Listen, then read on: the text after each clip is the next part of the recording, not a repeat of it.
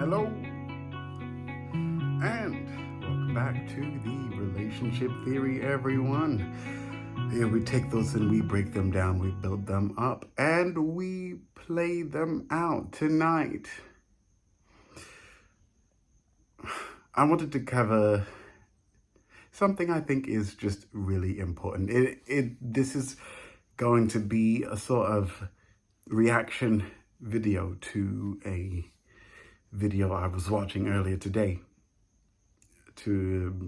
by a man named Ram Wills, and he was talking about body game, he was talking about exercise, handsomeness, what is hot to a lady as far as his body is concerned. And what I really wanted to do in reaction to watching that video here on this vlog is give something to the men tonight that I think is really important, that I've experienced in these last 148 seasons of life that I have seen while I've been alive.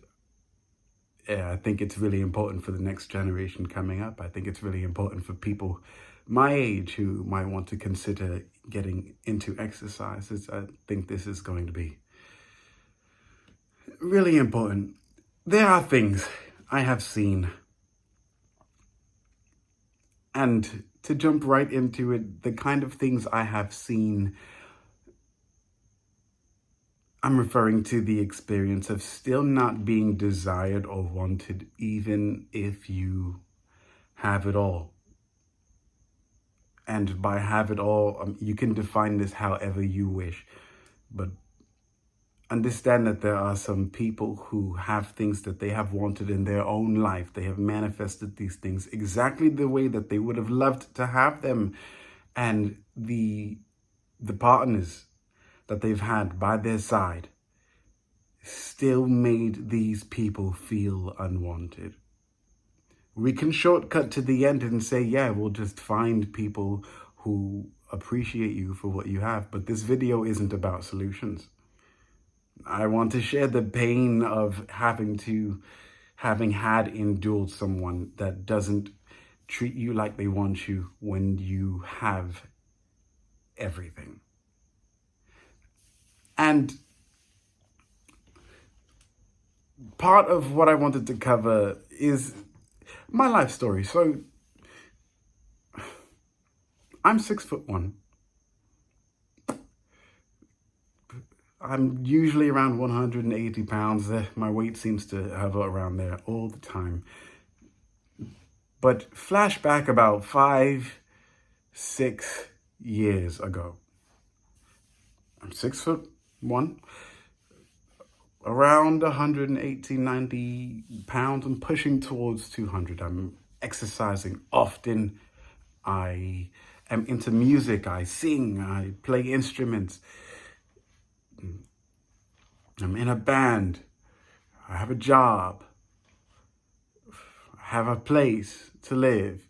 These things are all in tow. I have these things. It's happening. Things are great. I'm interacting with people. I've got friends, I've got fans, I've got family, I've got the 3 Fs, you could say. But I've got these things, I've got talents, I've got skills, I'm leading.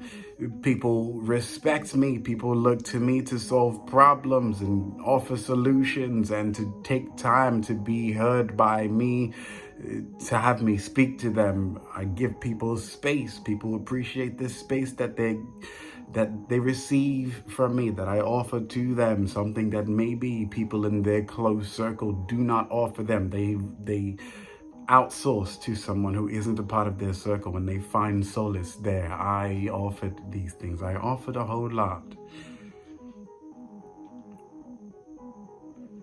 And it's still possible to not feel wanted by the person that you're closest to, that you're romantically involved with. It's still possible for them to have devalued you. I have had relationships, more than one, where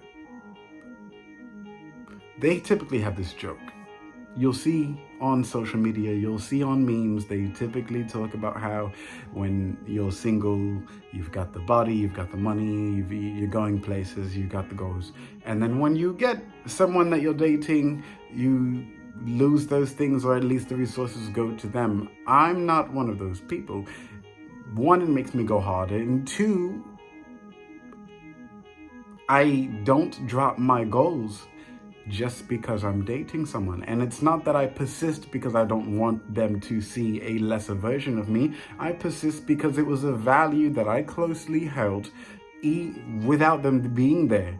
So them being with me never changes the fact that I wanted the things that I have. So when they come and they are dating me, when they have me, they have everything that is going to persist. They have things that are not going to, they have things that are only going to grow and produce more of the same. So if you think it's excellent now, I'd be the kind of person to look at you and say, it's not, it gets better. It gets better. And I have still dated people that have watched me grow and still chose to fail to support me. I've still dated people that look at me as a chore. It has still happened. I've still dated people that didn't want me, that didn't want to sleep with me, they didn't want to give me the time. Aside from being externally vibrant and awesome and tall and muscular and six-pack and all these things, aside from that thing, I also am very emotionally in tune. So when I know that the muscles don't get the job done, I use my heart instead. But I've had relationships where a six-pack and a very healthy attention span and emotional intelligence, none of it does the trick. None of it does the trick. It just does not do the trick. For some people, you have to understand, they're not interested. Not in you. Not in what you have. Not in the fact that they're not interested in the kind of life that they don't like. They're not interested in living. They're not interested in being alive. The only thing that gives certain people a drive to live is when they understand that other people are not reaching the goals that they want, that they have chosen for themselves to reach. They cannot smile because you're successful. It hurts them when you're successful. Even if you are the closest, but even if they are going to be direct recipients of the things you have chosen to chase in your life to make you happy, that you want to share with the world, they are not happy with you being successful. They are not happy with being blessed by you and your success. They're not content. Furthermore, they're not happy if they received what you received. They're not happy if them chasing after their goals made them powerful and more stronger than you and more successful than you. They're not happy with those things because they're not trying to succeed. They're not trying to live. All success looks like to some people is more responsibility, a burden. Some people look at these things like challenges when they need to take on a bit more than they knew that they could handle. And what they understand it does is allows them to expand. But this is not so with certain people. And this includes the ones that I have dated. They're not content when you win, even if they win, because you win. And I've had these things. I've had partners that regardless of my success, regardless of their success, things continue to get worse. The reason why I'm sharing this is because there are going to be many of you who want to succeed. And you're going to want to share the things with the people that you love the most, with the people that you're romantically involved with. And you will need to understand that it's quite possible that your partner doesn't want you to be involved with your own success. They don't want you to be involved with their success. There's nothing that they want from you. There's nothing that they want for you. There's nothing that they want for themselves. Even if you gave them all the time in the world, trust me, I know. I'm a very patient man, and I offer plenty of grace. And still, when you reach the bottom, they create another ditch. In the mind, it is a bottomless pit. But when you get into the real, the physical world, there is an eventual bottom. But some people will make sure to dig more ditches to make you go even further than you're supposed to, further than what's even physically possible.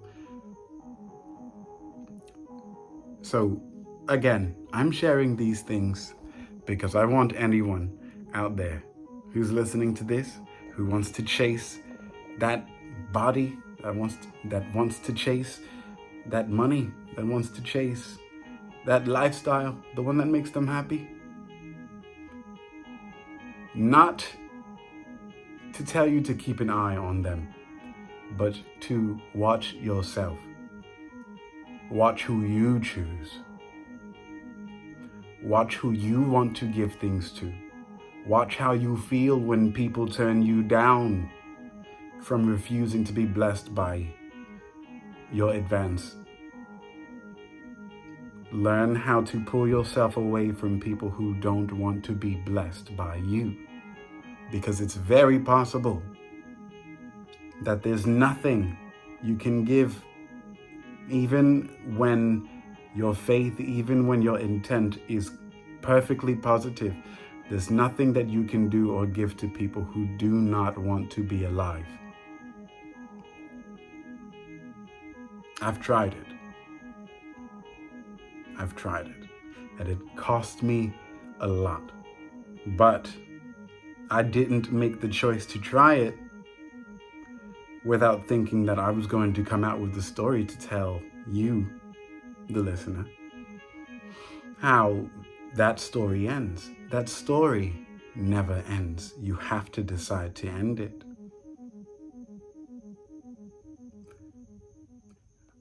And as a strange note, it's when you decide to end things that these very people decide to begin to live. Now, when you're sure you're ready to move on, now maybe, perhaps, unless there's a chance. But isn't there a way? I thought that you said, and now they'll bring up all the promises that you told them you would be able to accomplish by, to, for them, for us, that idea, that concept of us.